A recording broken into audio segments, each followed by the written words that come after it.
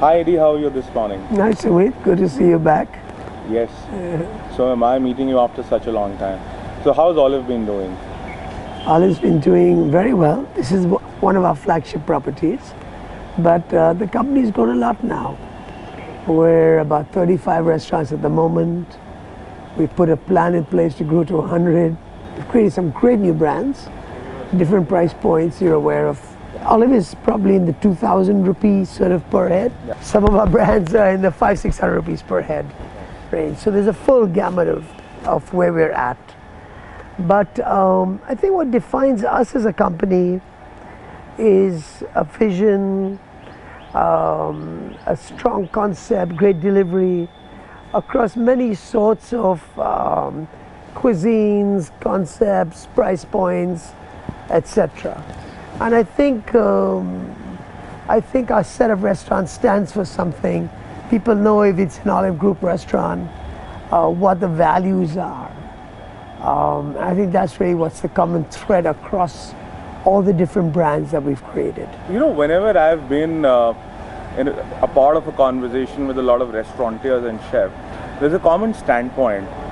You need somebody good at a job, hire someone from Olive. How does that go with you? I hate it. I'm sure you do. Yeah, we sometimes feel like a training center, you know. Yeah. Partly why we've been able to grow so well is because our management is still with us. In our top 30%, we have very, very low attrition there. I think we look after them well. There's a lot of opportunity. Try to work around their weaknesses, groom them. And I think that continuity with the organization has been a tremendous help to help us grow the way we have. But does it bother you when your own friends who now become restaurateurs come here to dine and end up walking with your staff? That would bother me a lot. I guess all of us really hate poaching, and especially between people who know each other or friends. That's something that we've never followed. It's a principle of ours. And it hurts if that happens across the organization. But I just want to add, and as you've seen the last couple of years, there's so many new players in the market whose secret or whose business plan is throw money at other people's teams, and they believe that they can build a success that way. Firstly, it doesn't happen. But it's just disruptive for a couple of years. It makes it hard, it makes people overprice, it makes your prices go up. So the good thing though now is that a lot of these new operators, they're really not working. Landlords also valuing stability and performance over time. And also the kind of organization that one is, that's really of value to them now. So I think there's a maturity coming to the market now which is overdue and very welcome. But in the recent past, we've seen a lot of myriad concepts coming out of your group, something like an egg bar. I personally love it. And then this new Lady Baga. I mean, people are shouting through the roof about it. What would you like to tell our readers about that? So, as a creative person, and also having many creative people within the group, we would actually be creating a new brand all the time. And there's so many opportunities, there's so many things we're seeing around the world. But consciously as a company, we've been very focused on not doing that. Actually, we're focused on the brands that we have, keep trying to refresh them, add in ideas and things that we see into what we've got and build them. So we might see lovely things in the Asian space all over the world. Rather than opening those, just see how we can incorporate them into our Fatty Bao or into our Guppy brand. So that's more us. We open very few new brands. So right after Egg Bar, Lady Baga was the next one, but that probably there was about a year plus between those two. And now Lady Baga is already 6 months. We're at least 6 months away from opening any more brand. So yeah, we're very, very slow with new brands. That's not our growth plan. When I got started, I didn't really have any knowledge or confidence in the Indian food space. And there's thousands of people in our country with much more knowledge than me and understanding. And so I built the business in different directions. Obviously, Olive was our first and still our best known brand. But over the years, as I've seen the power of a good F&B story, I've seen opportunities in the market. And that's how Soda Bottle came about. I love that story. I felt like I could create something around it. There was enough of a history and a culinary tradition. And putting all those pieces together created Soda. And with the success of Soda nationally, including some very difficult markets, it gave us the confidence to look around for more stories. And another story that I've always loved is the Go and Beach Shack. In some ways, it's similar to Olive. What's the core of Olive? A place where you can just chill out, very laid back, sit for 4 hours, read a book, hang out with a couple of friends, talk, laugh, dream, relax, That's also the core of what the Go and Beach Shack experience is about. That's what I'm trying to share and showcase through Lady Baga. We've only got the one right now in CP, but the one in Bombay and the one in Bangalore will both open somewhere during the monsoons. You've always been loaded with the finest culinary power in the country. Sabi, Sujan, Pujan, Dhruv, Vikram. I mean, it's an endless list. Manu, yes, of course, Manu. But you should not forget Manu. Yeah. So, does that really put you at ease? Because the finest firepower in the country is at Olive Grove, and you did a culinary academy also, I think 2 years back. So, how does it treat? Are you involved at the concept? Do the chefs flesh out newer concepts every time and they bring it to you? What is the whole process? Yeah, we've been very fortunate to have good people with us. And I think part of that is that I genuinely believe that we can only build this company together with, great people. I can't do it on my own.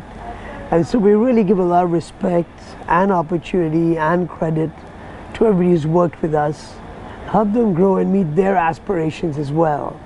So I think those who can see that could be with us for a very long time. We have unfortunately lost some of our best people. Because we weren't able to move, I guess, fast at the right time. But we keep working on the long-term relationships with all our best people. I put in place some HR initiatives, which are board supportive, which really no other company is doing. And I think that's also helped us not only retain who we have, but attract good talent. There are now a surprisingly good number of people wanting to work with us, which was very hard for us for a long time, especially as a new brand, growing nationally. Yeah. Despite Olive's success in Bombay, when I opened here, we just couldn't get anybody on board. Our first round of meetings, when I looked at the bunch of people standing there, I was like, wow, I won't want to meet these guys in a dark alley. In respect of how do we work with the very good people who are working with us on different parts, by and large, I'm very involved conceptually and quality-wise.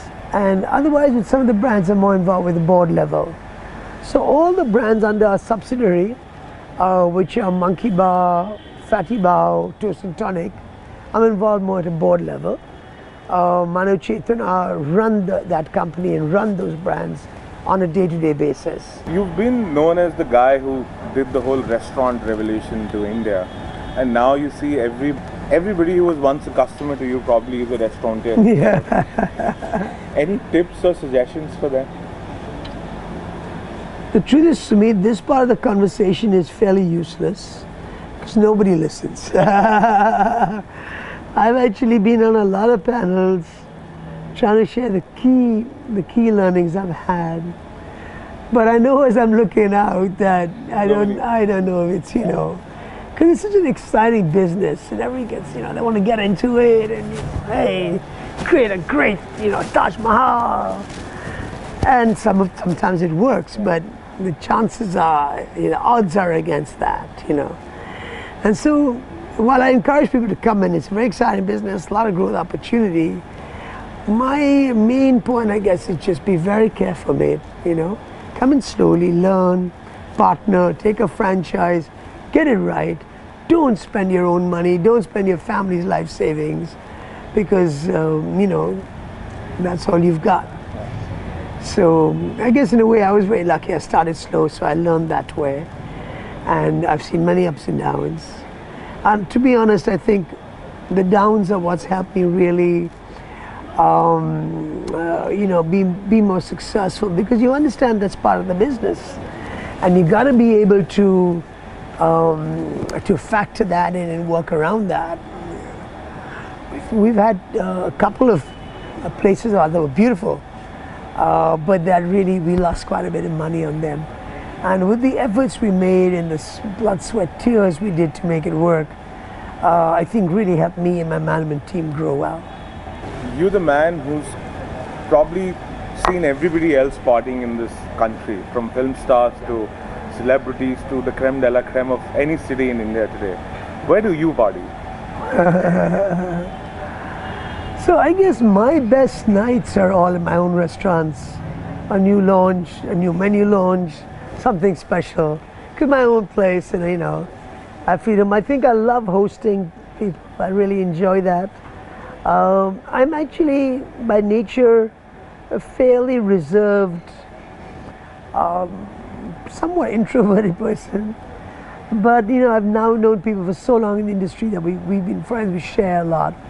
And I realize I really enjoy my evenings with the wider set of friends and supporters at my own places. Who would you call your favorite person in the fraternity? In the food fraternity? Yeah.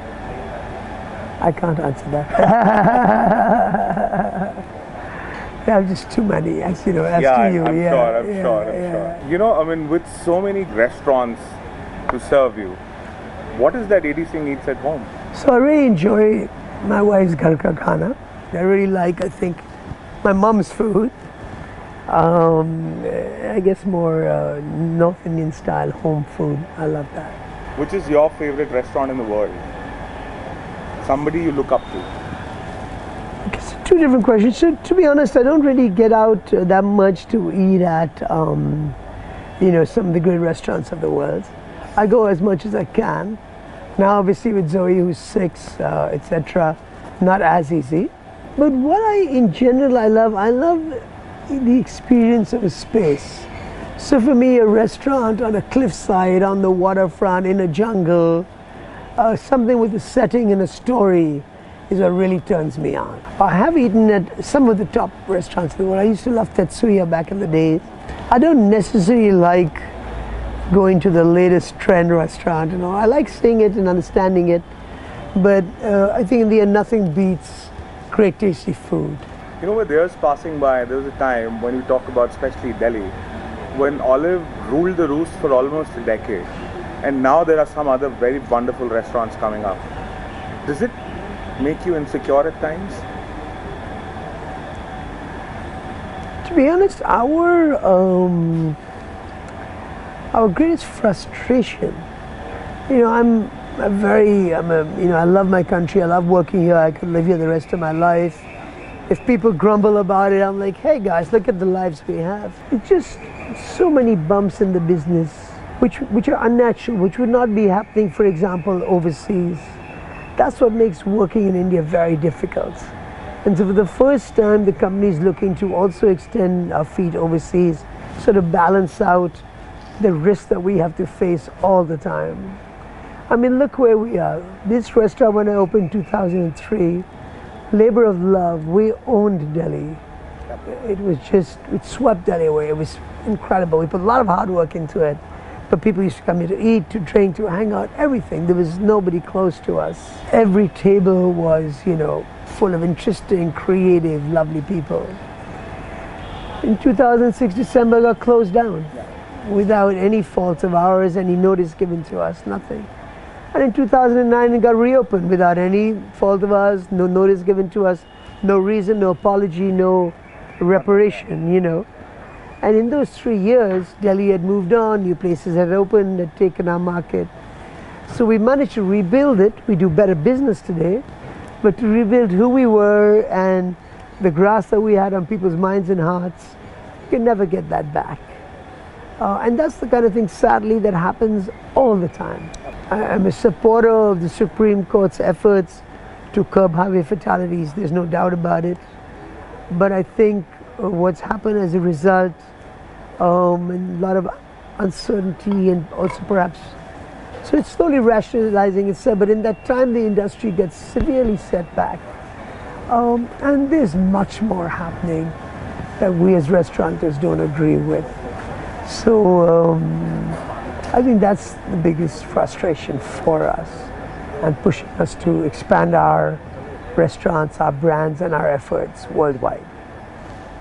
You've got a little one at home. Do you end up cooking for her?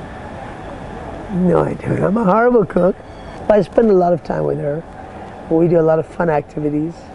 My only grouse little bit is that she's not that into sports. Maybe she's cut out to be a restaurateur. It could be. I think more she's taken after her mother actually. So I guess also the kids' mums are their strong influence.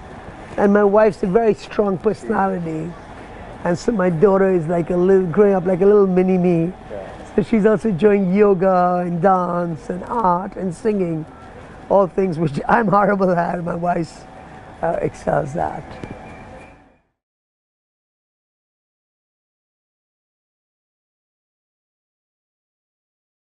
FNL.